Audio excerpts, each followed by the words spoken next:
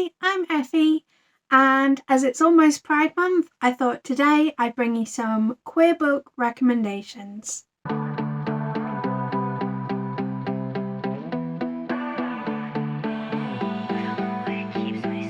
Pitch black hair, his eyes are green. Head's messed up, but heart so clean.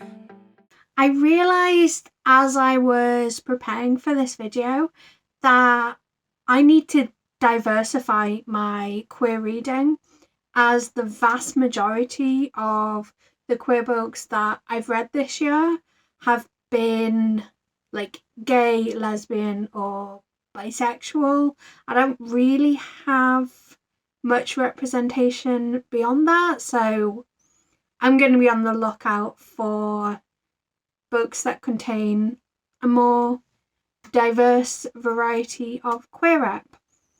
But I have got a couple of recommendations for books that aren't sapphic, gay, or bi.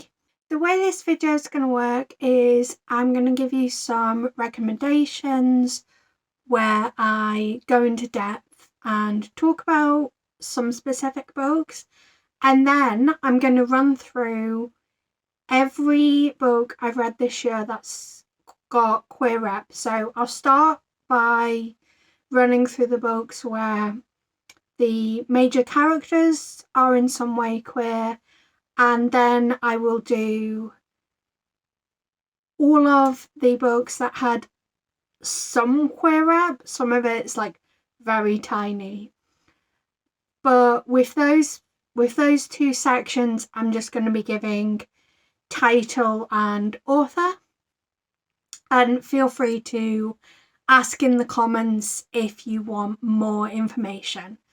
But I will also be doing a variety of videos next month. I'm going to be trying to read more of my queer graphic novels that I've got behind me. I'm especially interested in these ones as they have trans rep in them. So let's get into the recommendations.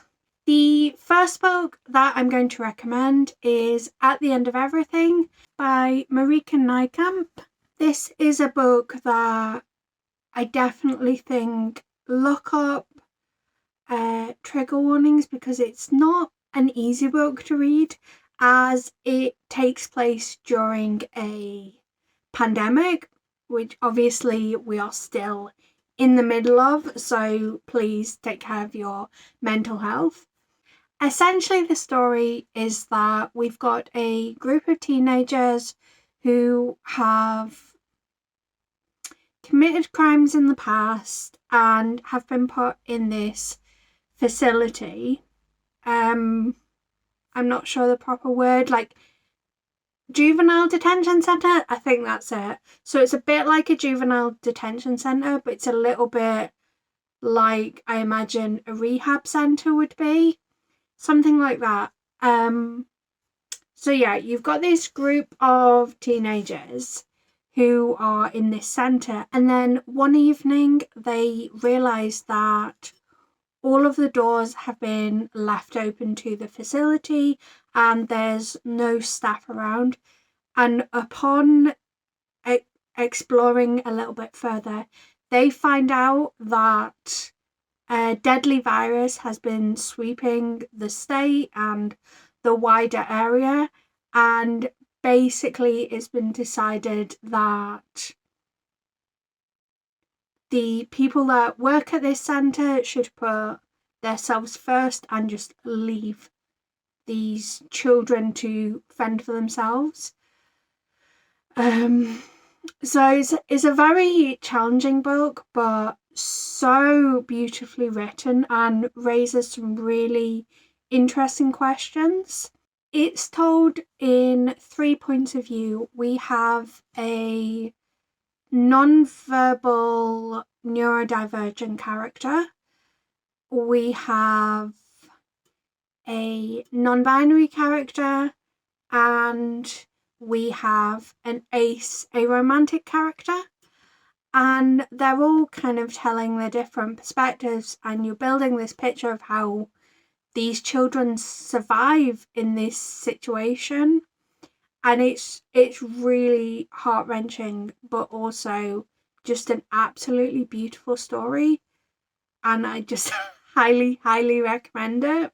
The next recommendation I've got for you is Vicious by V. Schwab.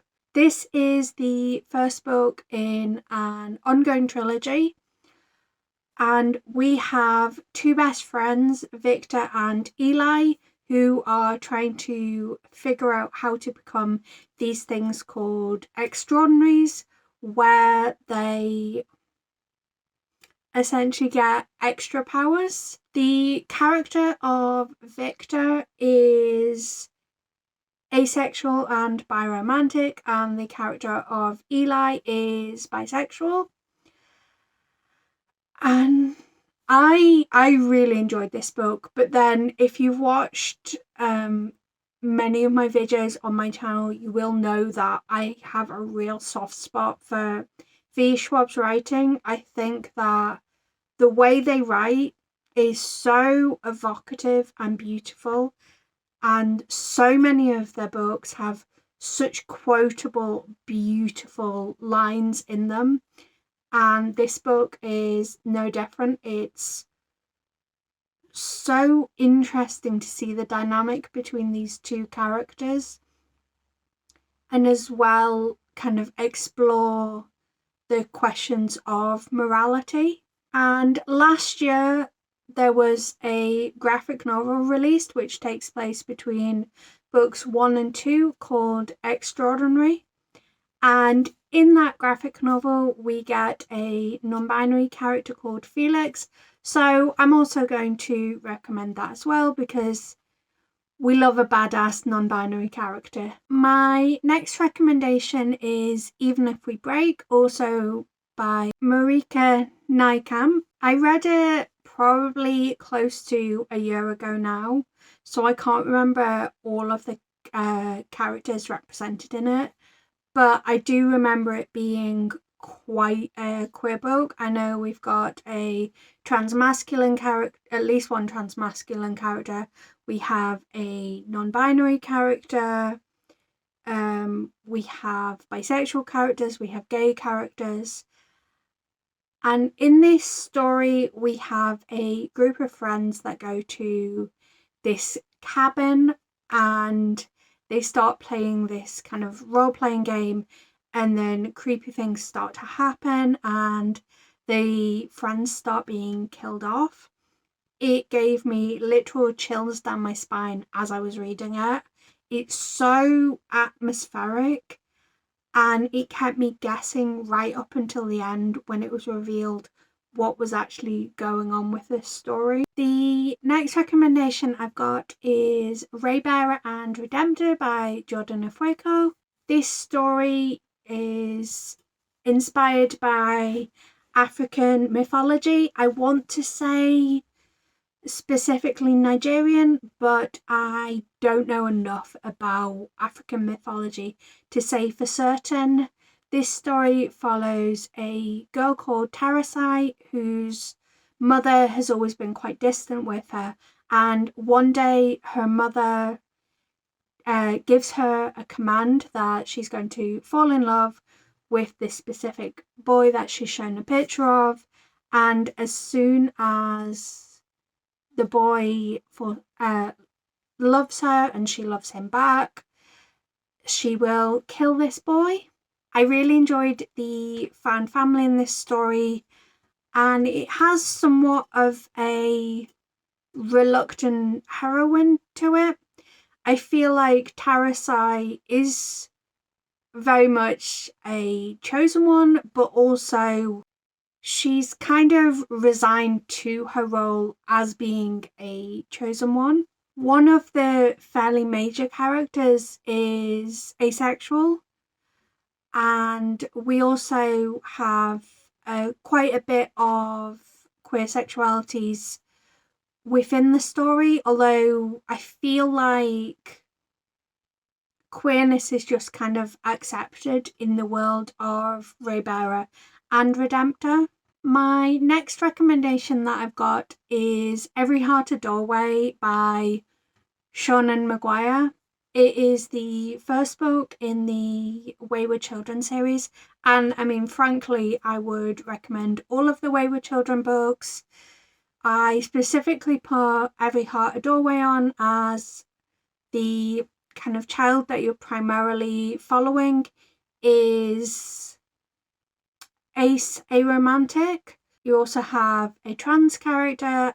There's at least one lesbian character, but I'm pretty sure kind of all of the books have some form of queer identity to them. And I know that book 6, Across the Green Grass Fields, has an intersex protagonist, which I feel like we don't get enough books with that rep in it. Whether it's good rep or not, I can't say, but it is refreshing to have a book that does have that representation in it. My next recommendation is Taproot by Keezy Young.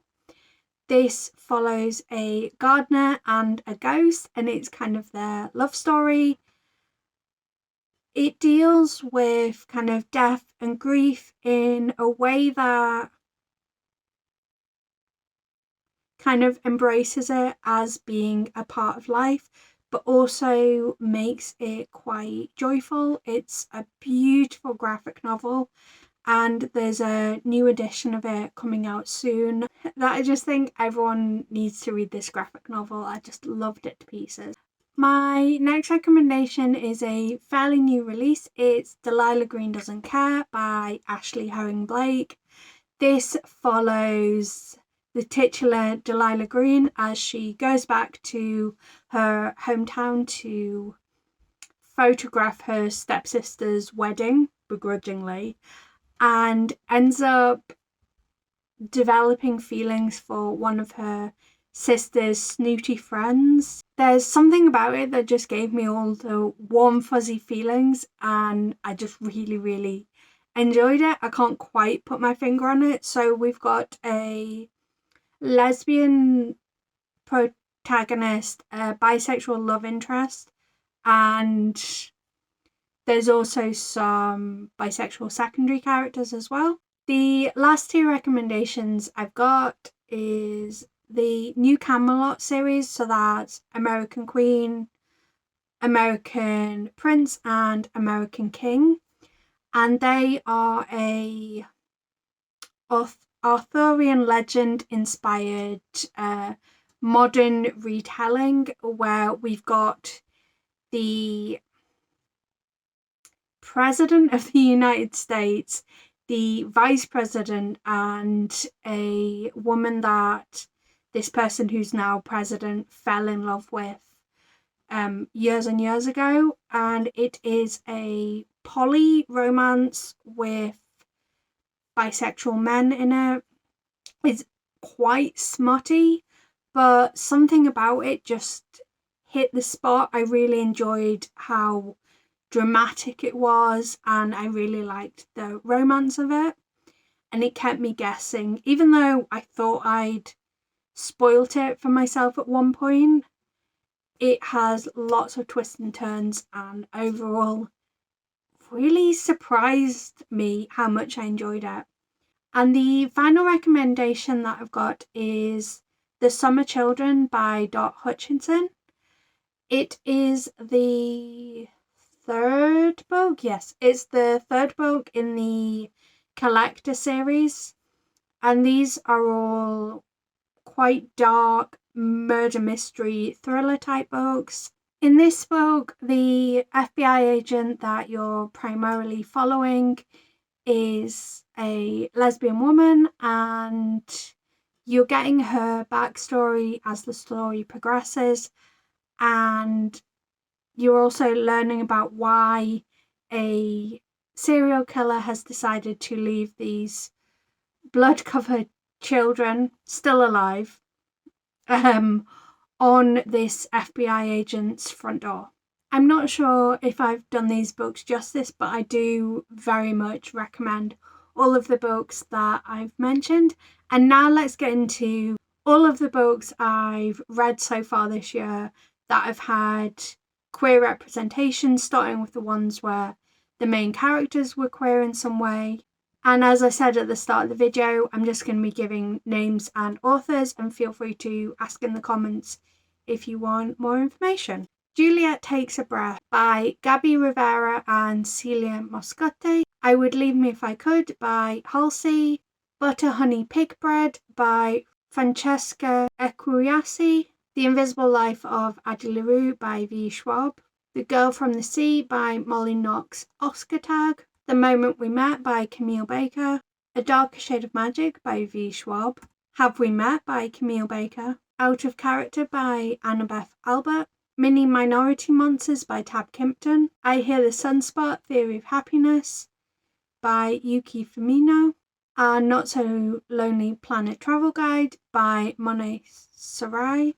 Meet Cute Club by Jack Harbon. Chef's Kiss by Jarrett Melendez. 5 Seconds Before a Witch Falls in Love by Zeniko Samiya. When the Tiger Came Down the Mountain and Empress of Salt and Fortune by Nevo. Fence Volume 1 by C.S. Pascat, Shannon Pei and Johanna the Mad. A Broken Blade by Melissa Blair. These Feathered Flames by Alexandra Overy. Razorblade Tears by S.A. Cosby. A Spindle Splintered by Alex E. Harrow. Between the Lines by Rachel Lacey. And now into books that had queer rep, but it was kind of smaller characters. The Paris Apartment by Lucy Foley. House of Earth and Blood by Sarah J. Maas. In My Dreams I Hold a Knife by Ashley Winstead. A Breath of Snow and Ashes. Drums of Autumn, Written in My Own Heart's Blood.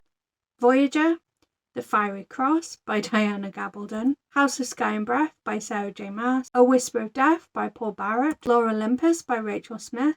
The Vanishing Season, The Butterfly Garden, and The Roses of May by Dot Hutchinson. Dragonfly in Amber, An Echo in the Bone by Diana Gabaldon.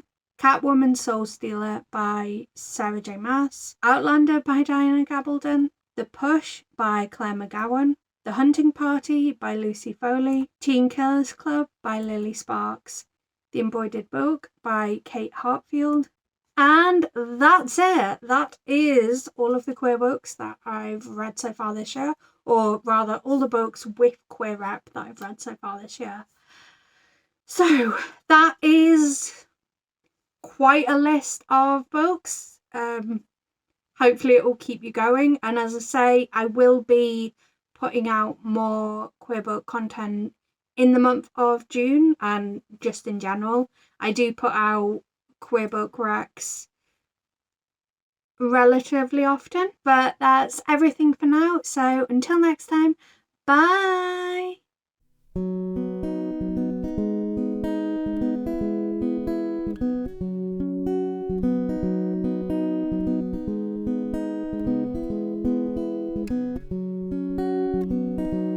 There's a place